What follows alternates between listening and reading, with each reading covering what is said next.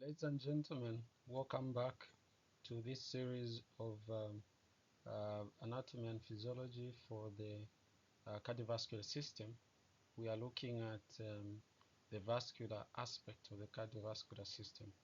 So this is where now we look at the blood vessels away from the heart, and basically we are looking at arteries and veins, and the ones that connect the two will be the capillaries. So the arteries, in terms of direction of flow of blood, are those that carry blood away from the heart, and veins will be the ones that bring back blood to the heart. In terms of oxygenation levels, we have arteries having highly saturated hemoglobin with oxygen, while there is about 75% saturation of hemoglobin in veins. So it is poorly oxygenated, but in arteries the blood is highly oxygenated. In terms of pressure, the blood pressure in the artery is higher than the blood pressure in the veins. In terms of the anatomy of the blood vessels, you see that the walls of the arteries are thicker and the lumen is much smaller.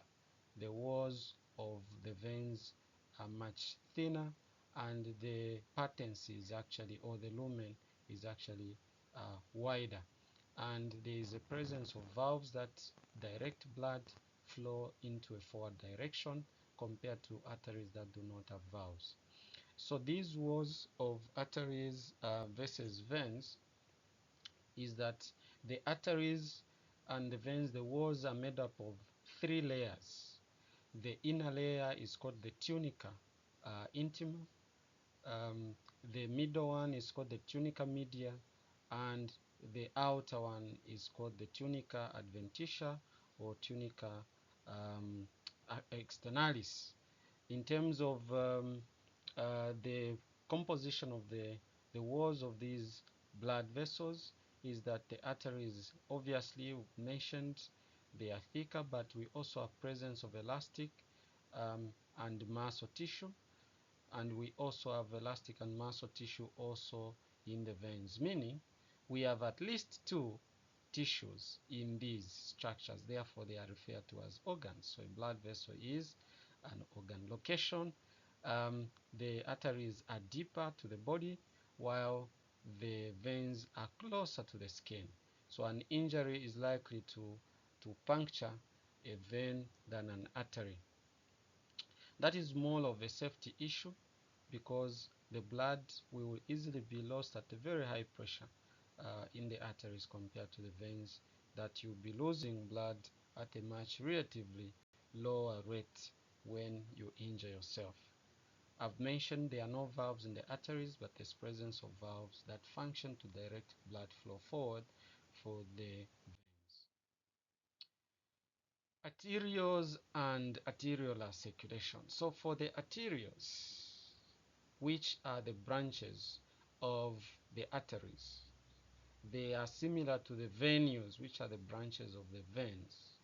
So the arterioles connect to the capillaries, then the capillaries coalesce into venules that coalesce into um, veins. So arteries are called compliance vessels because their walls are mostly elastic connective tissue, dense elastic connective tissue that allows stretching when there is high pressure, and they return back to their normality. Then veins, these are called capacitance vessels because they keep more blood. They are like storage units of blood compared to the rest of the circulation. Arterioles are called resistance vessels because they have got smooth muscles. They have higher smooth muscle content in the walls, in their walls. Therefore, when they contract, they tend to increase the resistance to the flow of blood. Therefore, they will be called the resistance blood vessels. Capillaries, on the other hand, are only one cell thick. They are lined by only the tunica intima. Therefore, they are referred to as an exchange site for circulation, where materials are exchanged in terms of gases, blood, fluid, and all these things. We'll look at the different types of capillaries. So then, this is an illustration, and just to highlight the fact that arteries end into arterioles, arterioles into capillaries. Now, what you notice is that there are sphincters between the arterioles and the capillaries. Because of this, what you notice is that blood circulation can actually be halted or branched to another site. So if these sphincters constrict, this area of capillary circulation will not receive blood, and so this blood will bypass this particular issue. This is a process called shunting, and it is important in particular conditions where blood has to be diverted to the most important areas of the body. Quickly, the types of capillaries that we have continuous, fenestrated, and sinusoidal.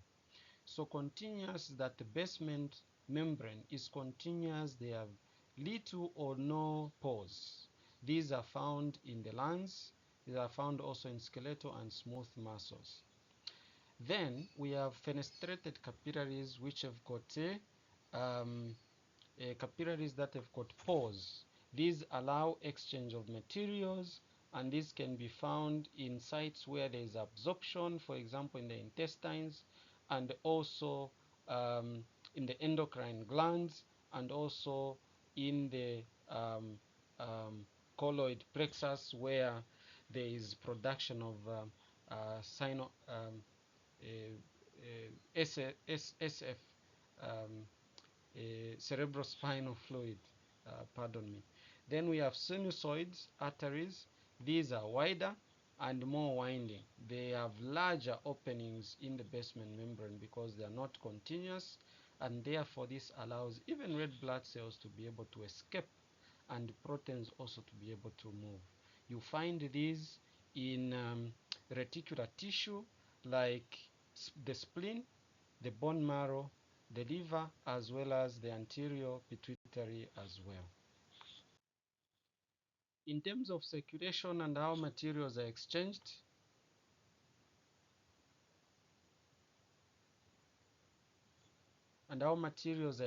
you notice that the exchange of materials takes place at the capillary level.